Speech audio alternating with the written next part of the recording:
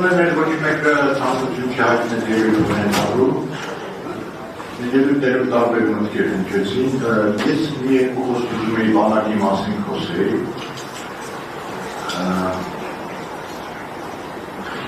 Մենք պարտվել ենք ոչ թե նրա համար, որ մեր զինվորը թույլ է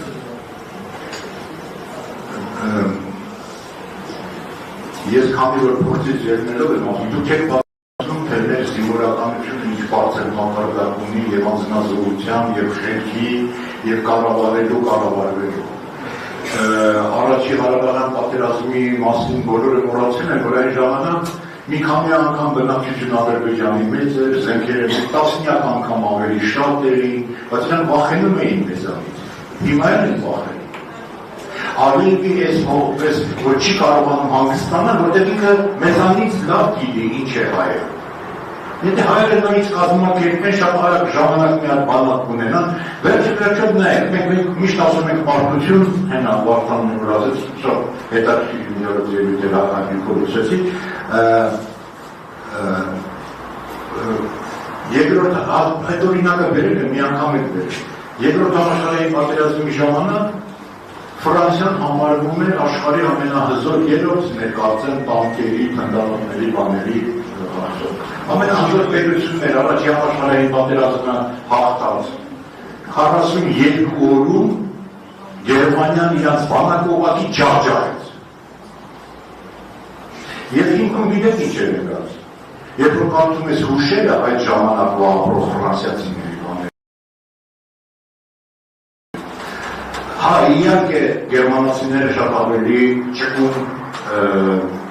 կարողացան վարվել, ավելի խելոք ռազմական գործողություններ արեցին։ Բայց այդ պատերազմը սկսվեց, ժողովուրդը չէր ուզում սրվել։ Իրանք 42 օրում պարտվեցին։ Մենք պարտվեցինք 44 օրում։ Եվ այդ 44 օրում ինչ վերցրեց թշնամին։ Այն բուֆերային զոնան են իրանց տարածքները դեպի կողմ թողնել, բարեբանից մի հատ փոքր հատված էր վերցրել, քիչ պատճառով ոչ մի բան չեն կարողացել, մենք եք իրան տվել։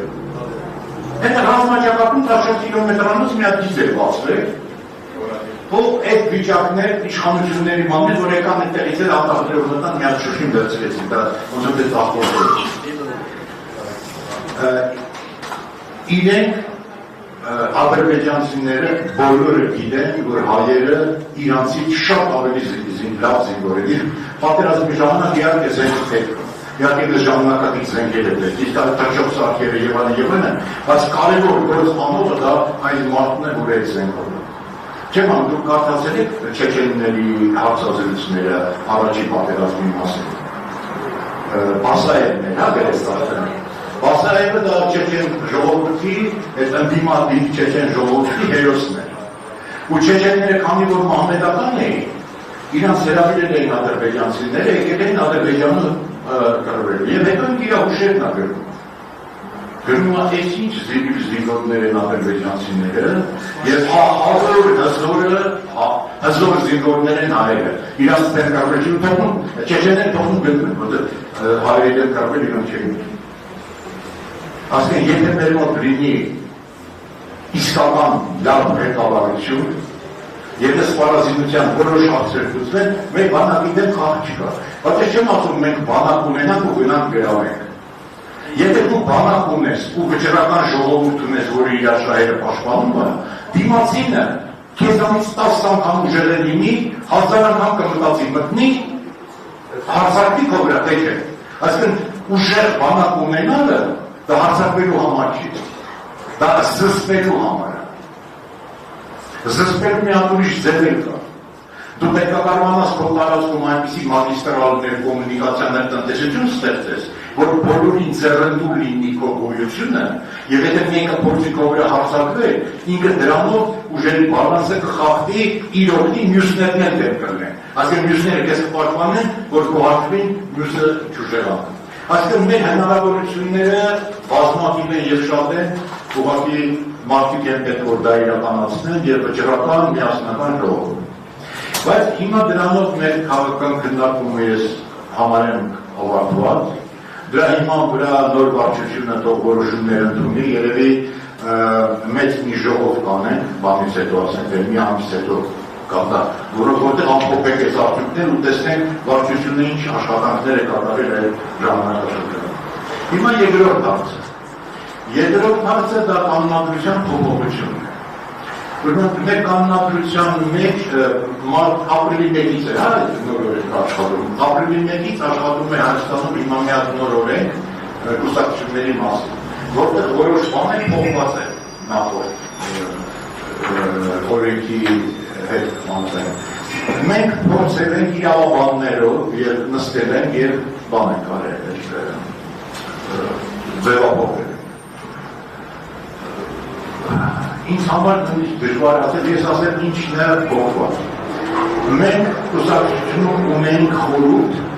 հիշում եք, մոտ մի 60 հոգուց էր բաղկացած, դա բոլոր շրջանների ղեկավարներն էին։ Մենք այս անգամ կանոնադրությունից դա հանեցինք, բայց ոչ ֆորմալ այդ խորհուրդը պահելու ենք։ Դրամատիկ կանոնադրության մեջ գրված չի։ Մի կետ կար, որը վեկել էր առաջացնում, բայց ես պնդեցի, որ այդ կետը մնա և ոնց որ թե դա չի խանգարում բան, որտեղ բոլոր կուսակցությունների մեջ դա սովետական միությունում կոչվում էր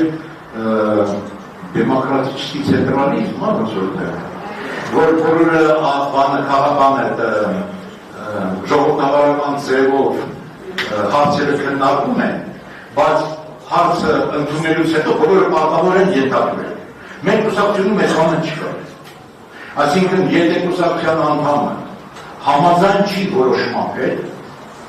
ասենք գաղափարում որոշում են ընդունել գնալ բանի ճանապարհը, թանկերի փոխի ճանապարհը փակել։ Մարդիկ կան, որ կասեն, որ մենք դեմ ենք դրան։ Իրանք իրավունք ունեն բողոքարկելու կուսակցության ավելի վերադարձ վարչություն կամ համագումարի մեծ բանը և կարող է չի մասնակցել։ Այսինքն դու չես դառնում, որ որոշեցին ու դու դիանես։ Չէ, եթե դու համաձայն չես այդ որոշման հետ, կարող է չկատարես։ Այդ կետն է ասկրիտ